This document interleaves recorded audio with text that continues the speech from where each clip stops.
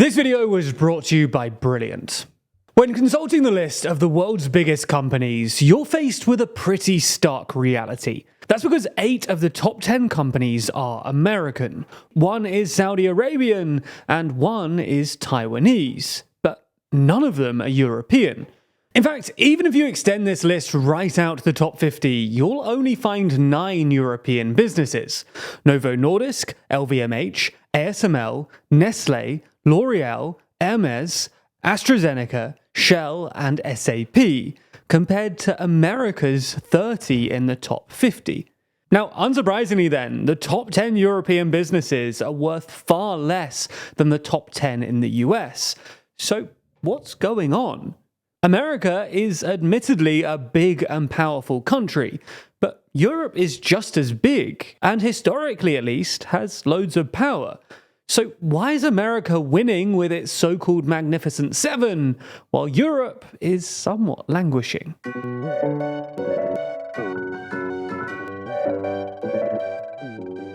When it comes to the biggest US companies, people always talk about the Magnificent Seven stocks. That's Microsoft, Apple, Nvidia, Alphabet, Amazon, Meta, and Tesla. Now, they're not technically America's biggest 7 companies anymore, with Tesla taking a bit of a dip recently, as we explained in another video linked in the description, but they're certainly all huge tech giants based out of the US, with a combined market cap of nearly $14 trillion.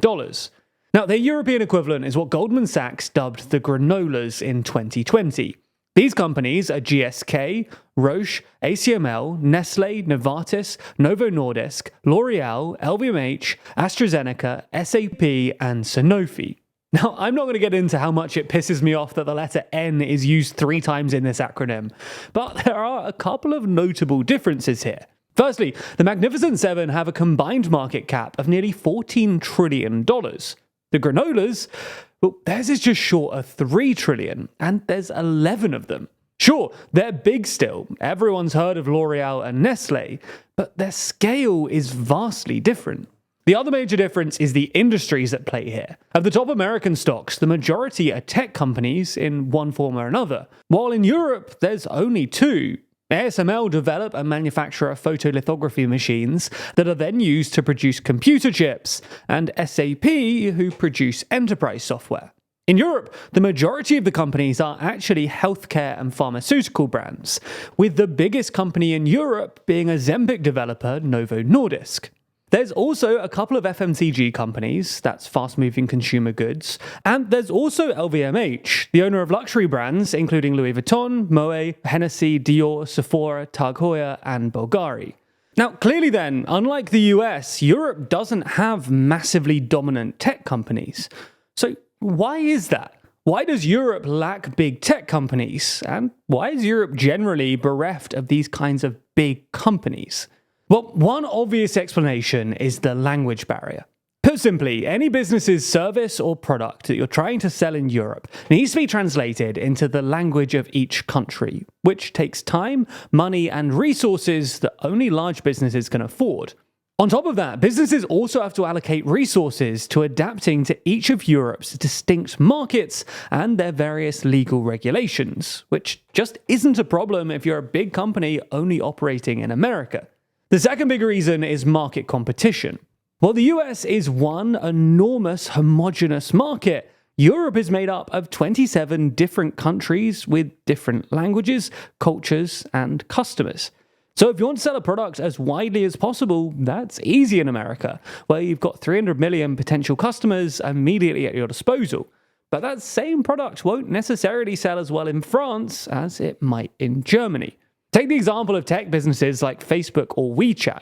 In the US and China, you've got hundreds of billions of potential users who use your product in very similar ways across the entire market. But if you create the perfect social media product for Dutch people, that's not necessarily going to sell in Spain. So as a business, you can't necessarily scale up anywhere near to the levels you can in the US, even if Europe has a relatively similar population on the whole. What complicates things even further is the absolute dominance of US companies. Even if you can create a banging product like Skype, for example, an American behemoth like Microsoft can just step in and buy it for an obscene amount of money, and then your European product becomes a US one. Similarly, when eBay first tried to get a foothold in the Netherlands, it struggled because the existing niche was being filled by marketplaats.nl. So what did eBay do? Well, it simply bought the site and folded it into the eBay empire, albeit under its original name.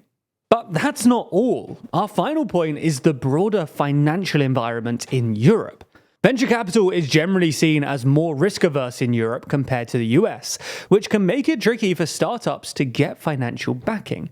By contrast, the US is often thought of as having a more entrepreneurial culture, where you bet big and you win big if it pays off.